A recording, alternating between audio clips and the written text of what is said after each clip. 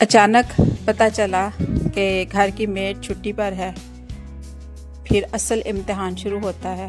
पहले तो लगा कोई बात नहीं, एक दिन ही तो है, लेकिन जब बर्तन नज़र आए, झाड़ू पोछा याद आया, किचन भी आवाज़ें देने लगा, तो दिल में ख्याल आया, या अल्लाह, मेड कितनी बड़ी नेमत है।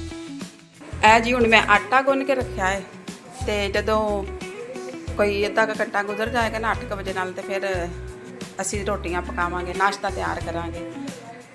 हाँ है नाश्ता तो बना लिया, चाह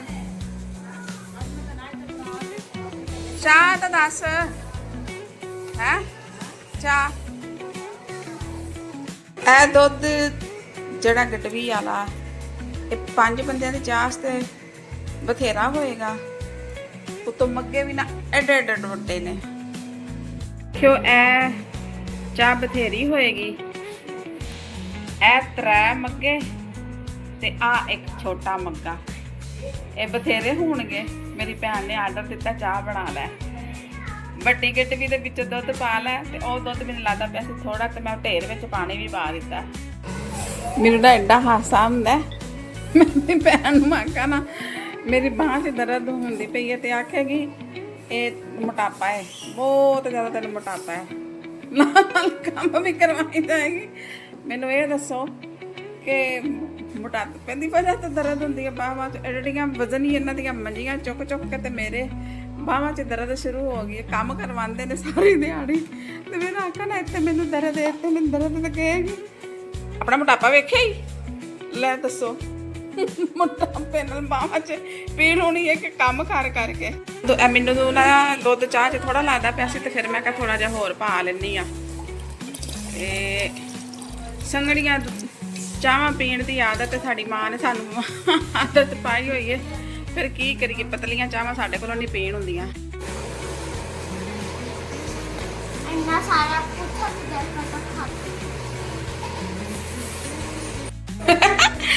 ਆਪ ਇਨਸਾਫ ਕਰਿਓ। ਇੱਧਰ ਵੇਖਿਓ, ਆ ਢੇਰ ਜੇ ਅਜੇ ਮੈਂ ਇੰਨੀ ਵਾਰੀ ਧੋ ਕੇ ਰੱਖਿਆ ਵੀ ਹੈ ਨਾ, ਤੇ ਫਿਰ ਵੀ ਜਿਹੜਾ ਹੈ ਨਾ, ਮੇਰੀ ਭੈਣ ਨੇ ਆਖਣਾ ਤੈਨੂੰ ਮੋਟੀ ਹੈ ਤੇ ਤੈਨੂੰ ਦਰਦਾਂ ਐਵੇਂ ਹੀ ਹੁੰਦੀਆਂ ਨੇ, ਤੂੰ ਕੰਮ ਜੋ ਨਹੀਂ ਕਰਦੀ ਹੈ, ਕਦੀ ਕੰਮ ਜੋ ਨਹੀਂ ਕੀਤਾ।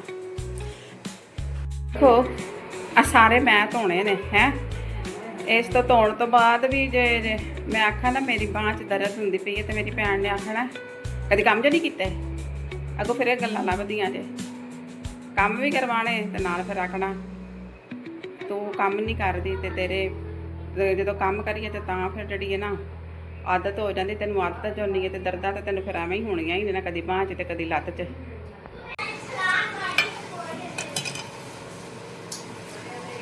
बुलबुले बनते पे ने, अजे इन्हू पकाना है, फेंटना चंगी तरह। स्टार्ट।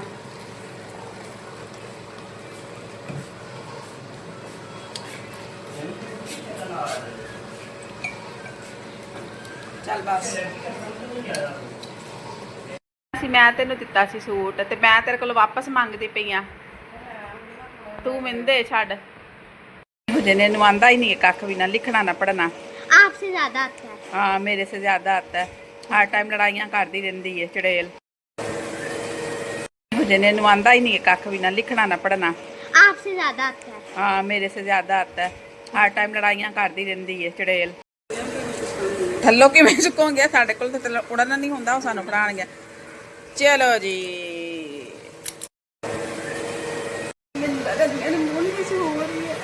आज एक दिन में ही थक गए।